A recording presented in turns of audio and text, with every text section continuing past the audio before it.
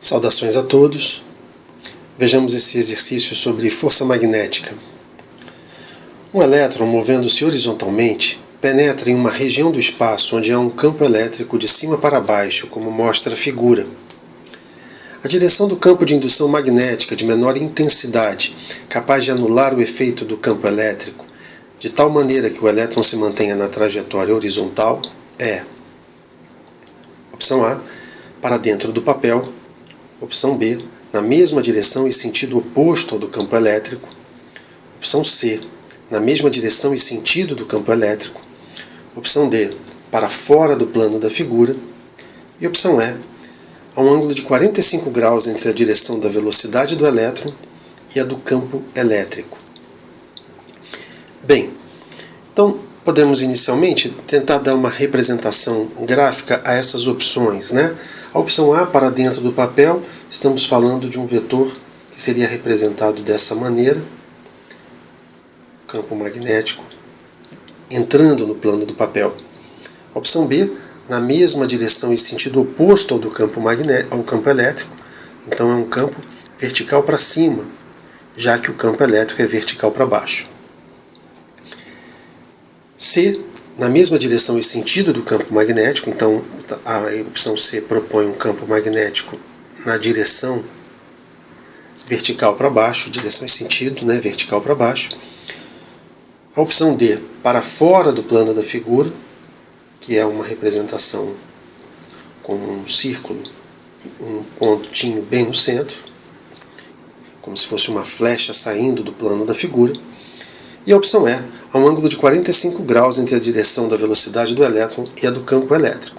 Ora, a velocidade do elétron, que está aqui, ela é horizontal para a direita e o campo elétrico vertical para baixo. Então, a opção E sugere que o campo magnético seja na diagonal para a direita e para baixo. Ok? Então nós temos essas 5 opções e devemos produzir uma força magnética que anule a força elétrica que a partícula vai sentir nessa região onde há o campo elétrico. Ora, quando a partícula negativa chegar no início dessa região, né, e também acontecerá em todo o restante de sua presença nessa região, ela vai sentir uma força, né, se lembrarmos que a força elétrica é igual a carga vezes o vetor campo elétrico. Com uma carga negativa, a força elétrica se manifestará no sentido oposto do campo elétrico. Então, teremos que a força elétrica vai acontecer para cima, vertical para cima. Aqui será a força elétrica. Portanto, para que haja uma anulação dessa força elétrica, a força magnética que pretendemos obter, ela deve ser vertical para baixo, em particular também com o mesmo módulo, né? Então aqui seria a força magnética. Ok? Então vamos analisar opção a opção e verificar qual dessas opções atende a esse requisito. Ok? Vamos então começar pela opção A, para dentro do papel, né? Estamos aqui recuperando a regra da mão direita, né? Então podemos começar com a opção A. A opção A é para dentro do papel. Então nós temos o campo magnético B para dentro do papel e a velocidade é uma seta horizontal para a direita. Lembrando também que a carga é menor do que zero. Fazendo o produto vetorial, utilizando a regra da mão direita, saindo de V para B, nós vemos que geramos um vetor vertical para cima, de modo que com a carga negativa, a força magnética obtida será uma força vertical para baixo. Ora, é isso exatamente o que nós estamos querendo. Nós estamos querendo uma força vertical para baixo. Vamos seguir com as outras opções. A opção A, a princípio, atende ao requisito da questão. Mas vamos seguir analisando como será agora na posição B, com um vetor que é vertical para cima, campo magnético vertical para cima. Sigamos então aqui, opção B.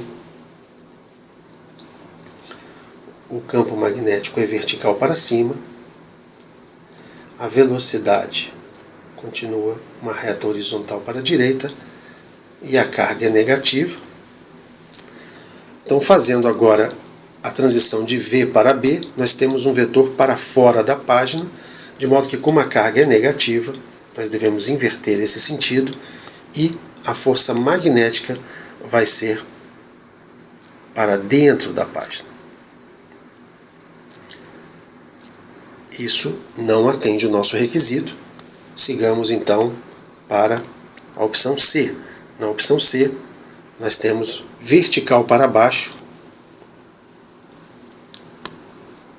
Então, na opção C, o campo é vertical para baixo. A velocidade, mais uma vez, horizontal para a direita. Lembrando que a carga é negativa. Vale escrever sempre por uma questão da atenção. Fazendo agora a regra da mão direita de V para B, nós temos uma seta entrando na página, que ao levar em conta que a carga é negativa, a força magnética associada vai ser saindo da página, o que também não é capaz de anular a força elétrica. Vamos à opção D, campo magnético para fora do plano da figura. Então, sigamos.